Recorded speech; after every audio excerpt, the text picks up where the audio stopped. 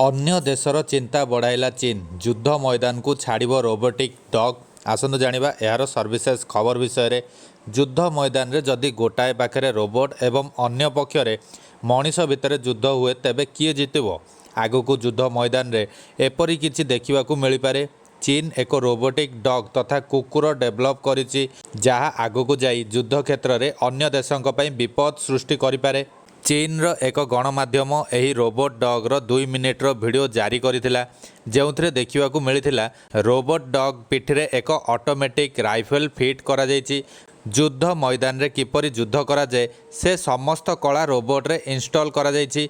एही रोबोटिक डग आगकू पछकू बाम डाहाण चलिबा सह डेई डेई आगकू बढ़ी पारुछि।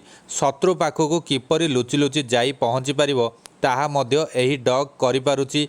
चीन केवल एही रोबोटिक डग को डेभलप करिछि ताहा नुहे, रोबोटिक ड्रोन मध्य एक डेभलप करिछि। तेबे जदि आगकू युद्ध मैदान रे एही रोबोट को व्यवहार करा जाए ताहा हेले अन्य देशों पई विपद सृष्टि होई पारे।